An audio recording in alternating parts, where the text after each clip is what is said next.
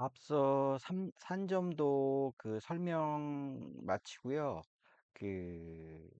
코딩하는 R 프로그램에서 코딩하는 쪽부터 다시 시작하도록 하겠습니다. 그러니까 앞 파일에서 PPT 산점도까지만 살려주시고요.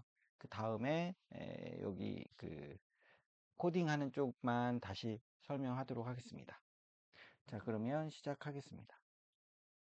그러면 R 를 지지플로2를 이용해서 산점도 앞에서 설명드린 산점도를 어, 코딩하는 그 방, 다시 하겠습니다. 그러면 지지플로2로 산점도를 직접 그리는 것에 대해서 실습을 보여드리도록 하겠습니다. 앞에 그 PPT에서 보여드린 것처럼 df univ라는 그 데이터 프레임에서 서울대학교의 데이터만 가지고 오고 모집 인원인 어, 모집 인원이 학부 걔가 0이 아닌, 그러니까 모집 인원이 있는 그런 데이터 프레임을 일단 필터링 한 다음에 gg플롯으로 기하 요소를 지원 포인트를 쓰고요. AES로 미적 요소를 x축의 지원자, y축에는 모집 인원, 그리고 컬러 값을 대계열에 따라 각각의 포인트의 컬러 값을 다르게 주는 요 명령을 한번 실행해 보도록 하겠습니다. 그럼 여기서 앞에 보신 PPT에서 보인 것처럼 유사한 이런 어, 그래프가 나오죠. 여기서처럼 아까 말씀드린 여기 조금 이상치 같은 이 데이터도 나오고요. 그리고 지금 보시면 그 색깔별로 대계열의 색깔별로 이렇게 그 포인트들이 나옵니다. 그래서 지금 이 그래프를 보시면 총 3개의 그 데이터가 표현되어 있는 지원자 표현되어 있고요. 모집 인원이 표현되어 있고요. 그리고 대계열까지 표현되어 있는 그런 산점도를 보실 수 있습니다. 그러면 여기서처럼 이 컬러 값을 대계열로 이렇게 구분해서 사용했는데요. 만약에 이 컬러를 AES라고 하는 이 매핑, 미적 요소 매핑 밖으로 빼면 어떻게 될까요? 여기서처럼 이 컬러 값을 이 AES 미적 요소 밖으로 빼면 에러 객체 대결을 찾을 수 없다는 메시지가 뜹니다. 이 의미는 뭐냐면 이 AES라고 하는 이 미적 요소 매핑 이, 이 미적 요소 매핑의 이 함수 안에서는 각각의 그 미적 요소들을 컬럼, 그러니까 데이터 프레임의 열로 매핑을 시킬 수 있습니다. 그런데 이 AES라고 하는 미적 요소 매핑 이 함수의 밖으로 들어가면 여기서처럼 데이터 프레임에 열을 매핑시킬 수가 없습니다.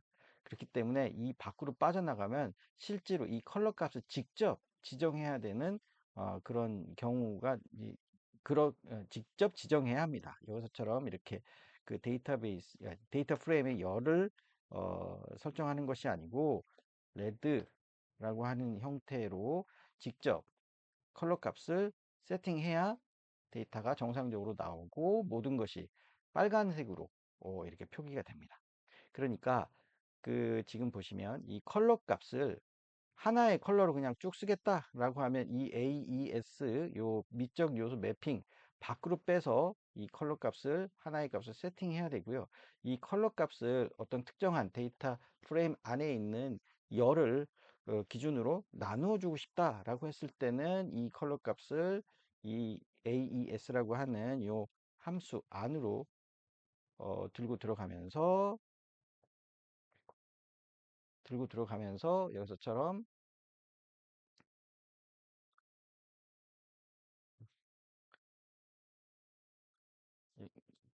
여기에서 요거를 이 함수 안으로 들고 들어가면서 여기에서는 특정 열의 이름, 자기가 매핑 시킬 열의 이름으로 설정해 주면 그 열에 따라 데이터가 나누어서 나옵니다.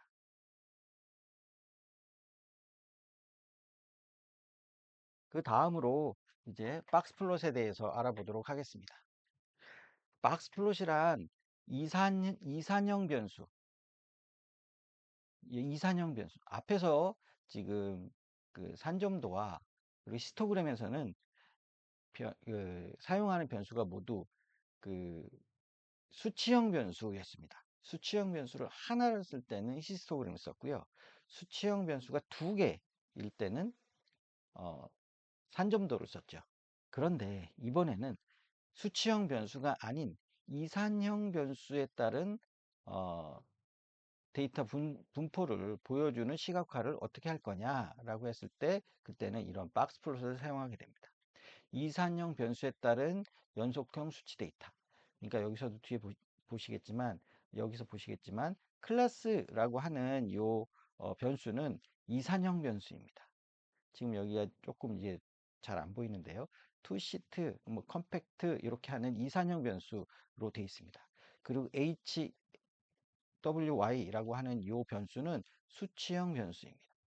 그래서 이산형 변수 하나, 수치형 변수 하나의 그런 데이터의 분포를 볼 때는 이 박스 플롯을 사용하는 것이 좋습니다. X축에는 이산형 데이터를 매핑하고요. 그리고 Y축에는 수치형 변수를 매핑함으로써 데이터의 전반적인 분포를 시각화할 수 있습니다. 그리고 이 박스플롯은 중앙값, IQR의 범위, 이상치 등의 추가적인 통계를 같이 볼 수 있다는 장점을 가집니다. 여기서 보면 이 박스가 의미하는 것을 좀 볼까요? 지금 보시면 박스가 의미하는 것은 지금 여기 중앙값을 기준으로 25% 되는 점. 여기에는 그러면 전체의 50%가 몰려 있겠죠. 그 박스 안에는 전체의 50%가 몰려 있는 데이터의 범위가 표현됩니다.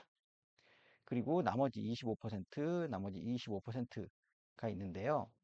지금 보시면 이 그 선의 길이가 보면 IQR의 범위라는 것을 지금 표현하고 있습니다.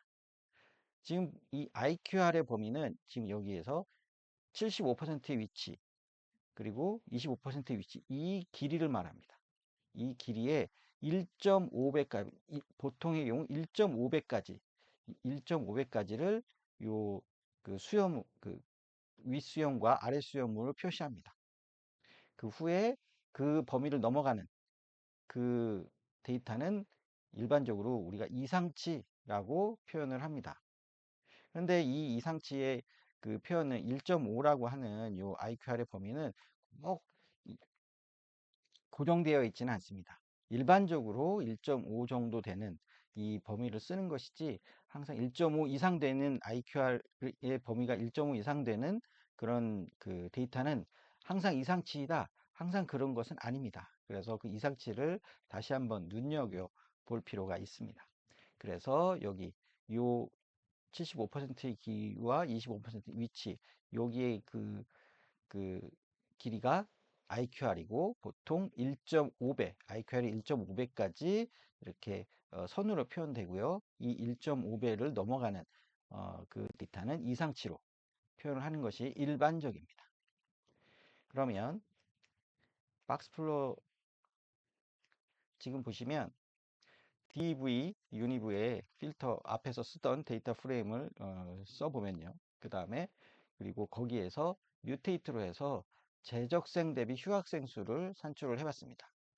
이 재적생이 몇 명일 때 그 중에 휴학생이 얼마나 되냐 요 데이터를 뮤테이트로 한번 만들어 봤는데요. 그 결과 값을 박스 플롯으로 표현했습니다. 위적 요소를 매핑을 했는데요. X축에 매핑한 것은 대계열. 그러니까 이 대계열은 연속형 변수가 아닌 이산형 변수가 되겠죠. Y축에는 재적생 대비 휴학생 수, 여기서 산출한 재적생 대비 휴학생 수, 이 데이터는 결국에 수치, 그러니까 비율을 가지고 있는 수치형 데이터입니다. 그래서 이 Y축에는 재적생 대비 휴학생 수라고 하는 수치형 변수를 매핑을 시켰고, X축에는 이산형 변수를 매핑을 시켜서 박스 플롯을 그렸습니다. 지금 공학 계열의 경우를 보면 중앙값, 이 재적생 대비 휴학생수의 중앙값이 약 한 2.87 정도 돼 보이네요. 2.7 정도 돼 보이고, 지금 보면 75%의 값으로 지금 약 한 2.9 정도 보이고요.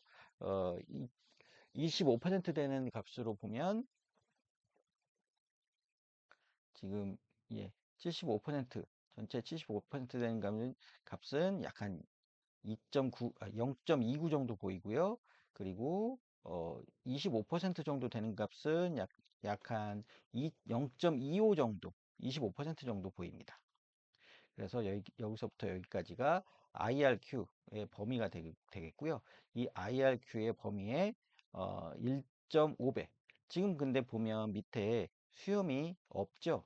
이 얘기는 이 밑에 데이터가 없기 때문에 표현이 되지 않은 것입니다. 그래서 데이터가 이 25%까지 다 여기에 들어와 있고, 그 다음에 25% 바로 밑에 있는 값이 바로 여기에 이제 표현이 되어 있는 거죠. 그래서 여기에 1.5배를 넘어가니까 여기서는 어, 밑수염을 그리지 않고 바로 여기 이상치를 표현한 상황입니다. 지금 교육계열에 보면, 교육계열 같은 경우에는 중앙값이 약 0.2보다 조금 아래죠. 그리고 75% 되는 값이 한 0.23 정도 보이고요. 그리고 25% 되는 값이 약 한 0.17 정도 보입니다. 그리고 그래서 여기 요 값이 이 IRQ고요. IRQ 1.5배 정도 되는 값. 여기에는 지금 이상치가 없죠. 그래서 거의 IRQ 1.5배 안쪽으로 모든 데이터가 다 들어와 있고, 아마 여기 맨 마지막 여기 이쯤에 마지막 데이터가 있는 것 같습니다. 그런데 요 마지막 데이터는 지금 1.5배 정도 되면 한 요 정도 될 것 같은데요. 모두 다이 IRQ 안에 들어와 있기 때문에 이상치로 표현되지 않은 것입니다. 마찬가지로 이 위도 보면 어, 전부 다 이 위에 있는 그 75% 이상 값들도 전부 다 IRQ 1.5 안에 들어와 있기 때문에 이상치로 표현이 안 된 것입니다. 지금 자연계열 같은 경우에는 지금 보면 IRQ가 여기서부터 요만큼인데요. 지금 보면 1.5배보다는 짧아 보이죠? 1.5배는 아마 요 정도 될 것 같은데요. 지금 보면 마지막 데이터가 여기 있고, 마지막 데이터가 지금 여기 있고, 바로 그 윗 데이터가 여기 있는 것 같습니다. 그래서 여기서 요만큼까지는 실제로 IRQ 값이 여기서부터 요만큼이겠지만, 실제로 데이터가 있는 데까지만 데이터를 그리고, 그 외에 그 이상치는 이상치대로 그리는 그런 형태의 박스 플롯으로 그려지게 됩니다. 그래서 이 부분을 실제로 그려보도록 하겠습니다. 여기서처럼 좀 전에 앞에 그 코드를 그대로 한번 실행을 해보도록 하겠습니다. 실행을 해보면 지금처럼 똑같이 보이는 것처럼, 앞에서 보이는 것 같은 그런 유사한 그래프가 나왔죠. 그래서 자연계열 이 밑에 여기 그 이상치가 하나 보이고요. 그리고 전체적으로 공학계열이 전반적으로 재적생 대비 휴학생 수가 좀 많아 보입니다. 중앙값이 좀 많아 보이고요. 그리고 교육계열이 좀 그 0.19 정도 보이고요. 가장 낮아 보이는 것이 의학 계열이네요. 의학 계열이 재적생 대비 휴학생 수가 가장 낮아 보이고, 값의 범위가 좀 넓은 것이 지금 인문 계열로 보입니다. 그래서 각 과마다 좀 편차가 좀 큰 것으로 좀 보이죠. 예체능 계열도 좀 크네요. 그래서 각 과마다 이 그 재적생 대비 휴학생 수의 그 편차가 좀 큰 것으로 좀 보여지고 있습니다. 그 다음으로 막대 그래프입니다. 막대 그래프는 아마 여러분들이 많이 어렸을 때부터 지금 초등학교 한 3학년부터 요 막대 그래프를 배우는 것 같더라고요. 막대 그래프는 아주 오래전부터 사용해 보신 그런 그래프일 겁니다.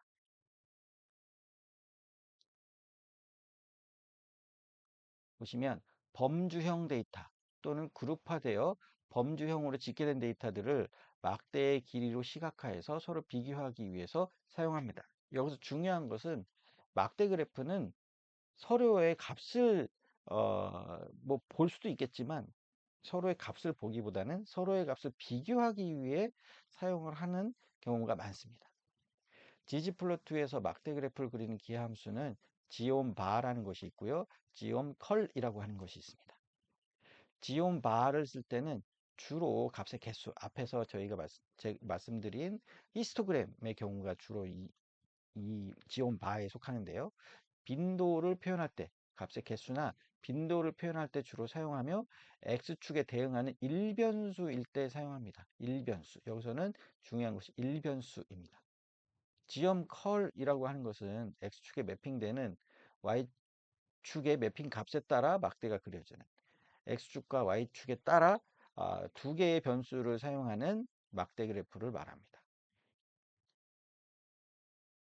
그래서 지온 바의 경우에는 주로 x축에 매핑하는 AES로 그 미적 요소를 매핑할 때 x축만 매핑을 하고요. 그리고 지온 컬 같은 경우에는 x축과 y축을 모두 매핑을 합니다. 그래서 지원 바의 경우에는 기본적으로 그 해당하는 값의 개수가 이제 매핑되는 게 y축에 매핑되는 게 일반적인데 그 해당하는 값의 크기를 매핑할 때는 지온 컬로 사용하는 것이 좋습니다.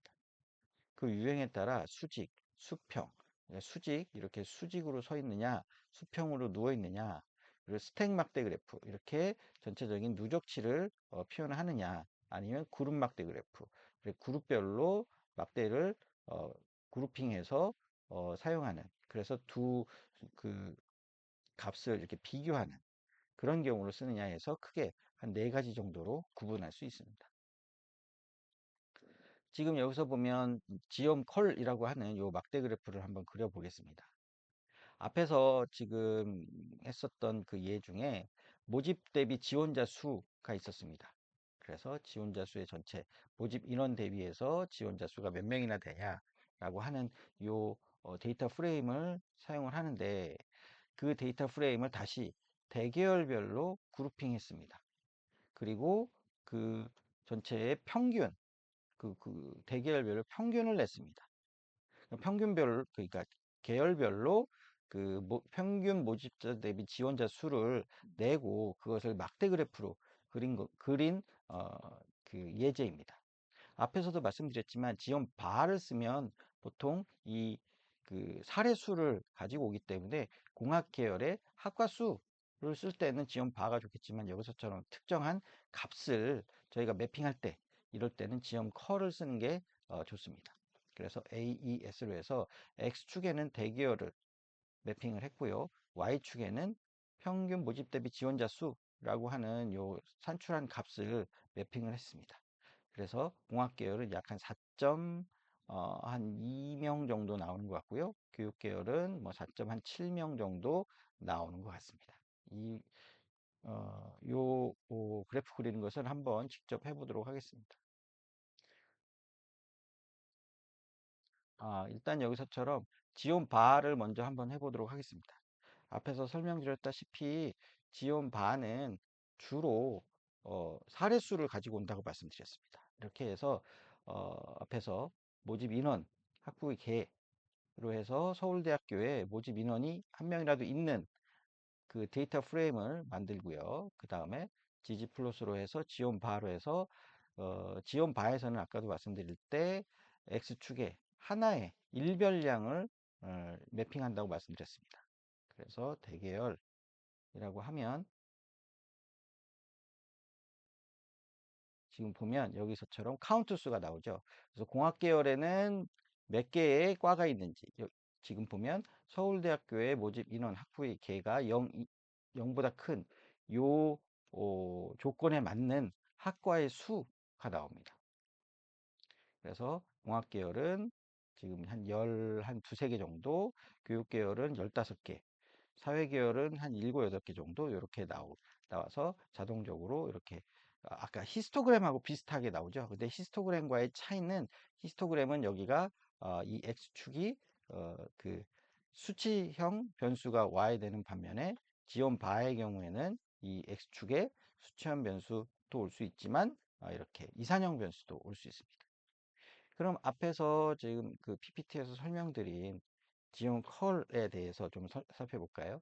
아까 지온 컬 같은 경우에는 모집자 대비 지원자 수를 뮤테이트로 만들었다고 말씀드렸습니다. 요것만 한번 다시 그 결과를 한번 볼까요? 그러면 여기 보시면 여기서는 이게 다 나와서 여기서 해서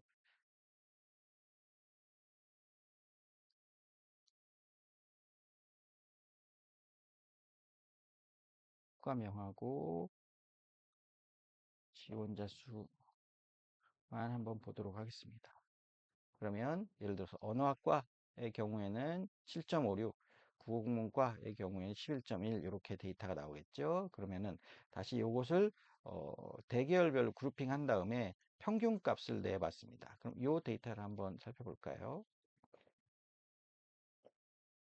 이렇게 되면 공학계열은 4.33, 교육계열은 5.51, 사회계열은 6.09 이런 데이터가 나왔습니다. 그럼 이 데이터를 가지고 막대 그래프를 그려보겠다 라고 할 때 여기서처럼 지점 컬 해서 X축에는 대계열, X축에는 대계열, 그리고 Y축에는 요 평균 모집 대비 지원자 수로 매핑을 해주면 여기에 따른 막대 그래프가 만들어집니다.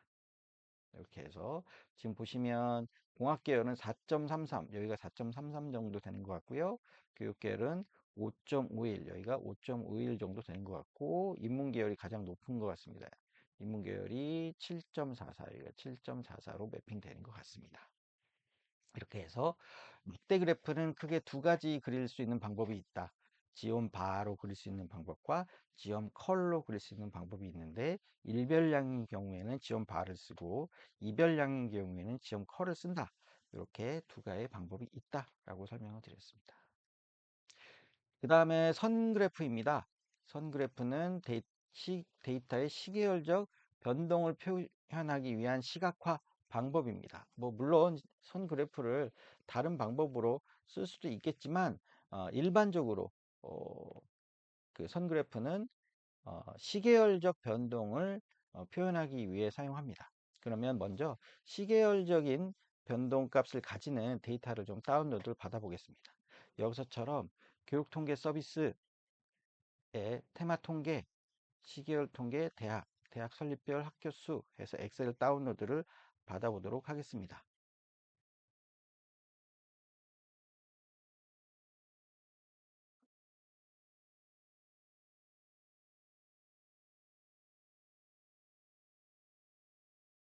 여기서처럼 교육통계 서비스를 들어가서요.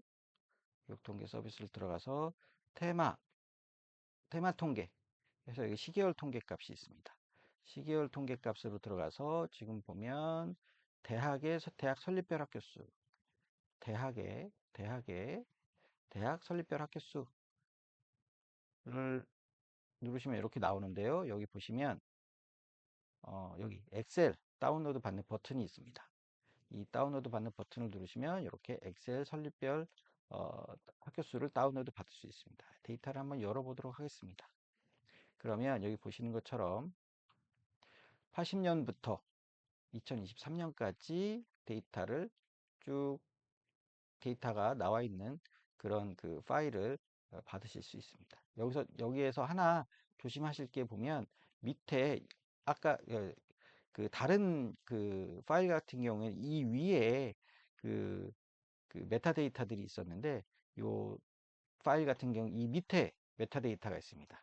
그래서 나중에 요 밑에 있는 메타데이터를 조금 삭제한 후에 어, 데이터를 그 로딩을 해주시는 게 좀 편리합니다.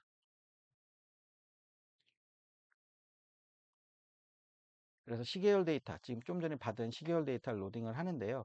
리드 엑셀이라고 해서 좀 전에 받은 요 파일명을 넣어주고 아까 제가 말씀드렸죠. 밑에 데이터가 밑에 깔려 있는 데이터 중에 메타데이터가 있기 때문에 지금 보면 여기서 범위를 정해 줬습니다. A1에서부터 E45까지만 가지고 와라 해서요.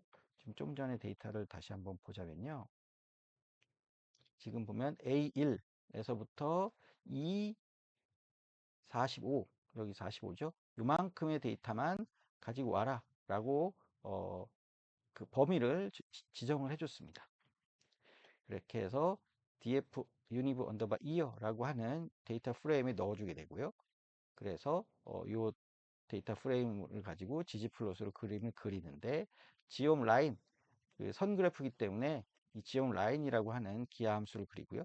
기하 함수를 사용하고요. 그리고 미적 요소로 x축의 연도를 매핑하고 y축의 학교 수를 매핑했습니다. 그리고 그룹 1이라고 하는 그 키워드가 들어가는데 이 그룹 1은 뭐냐면 전체를 하나의 그룹으로 본다라고 하는 그런 명령입니다. 이 그룹을 예를 들어서 다른 특정한 그 열을 준다면 예를 들어서 남녀가 표기되어 있는 그 열을 이 그룹에 주면 남자의 그래프와 여자의 그래프가 이렇게 따로따로 그려지게 됩니다. 근데 지금 이 그래프의 경우는 학교 수의 경우에는 그 하나의 그래프이기 때문에 그냥 그룹해서 1 이렇게 써주면 하나의 그래프만 지금 표기가 되는 그런 형태로 그려지게 됩니다. 그러면 실습을 해보도록 하겠습니다. 여기서처럼 지금 보시면 df 언더바 2열 해서 여기서처럼 레인지로 해서 데이터를 가지고 오겠습니다.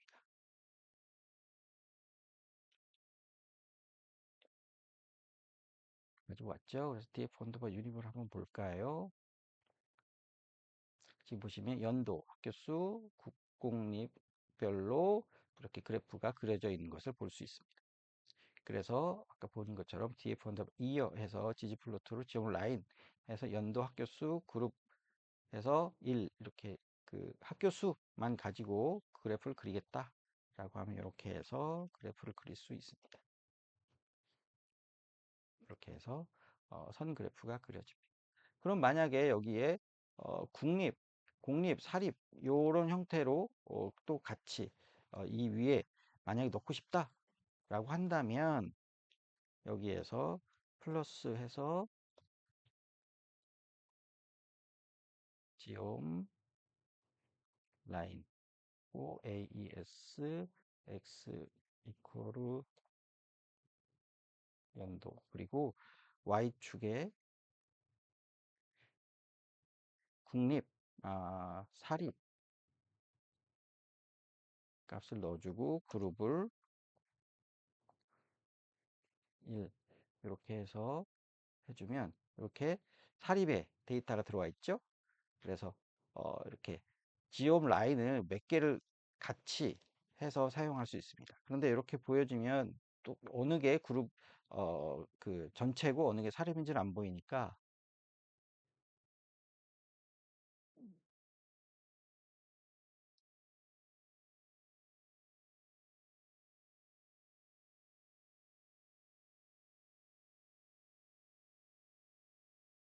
연도 사립 1 하고 아까처럼 컬러를 레드로 표현을 해 보겠습니다. 그러면 여기서처럼 요 그래프가 요, 요 지온 라인, 이 두 번째 지온 라인의 컬러는 붉은색으로 표기가 되었기 때문에 이게 사립으로 사립 데이터가 여기에 표기된 것을 알 수 있습니다. 지금 보시면 학교 수는 전체가 80년에 85개인데요. 사립이 65개였죠. 65개 정도 표현이 되어 있고 89년에는 뭐 104개, 81개, 89년이 한 요쯤 되겠네요. 이렇게 해서 데이터가 선 그래프로 이렇게 표현되어 있는 것을 보실 수 있습니다. 예, 여기까지 지지플롯을 사용해서 간단하게 그래프를 그려보는 것을 실습을 했습니다. 다음 강의에서 이 시각화 그리고 데이터 핸들링 하는 방법을 모두 사용해서 전반적으로 교육 분야 데이터를 어떻게 에, 탐색적인 데이터 분석을 하는지 그 사례에 대해서 본격적으로 강의를 해드리도록 하겠습니다. 고생하셨습니다.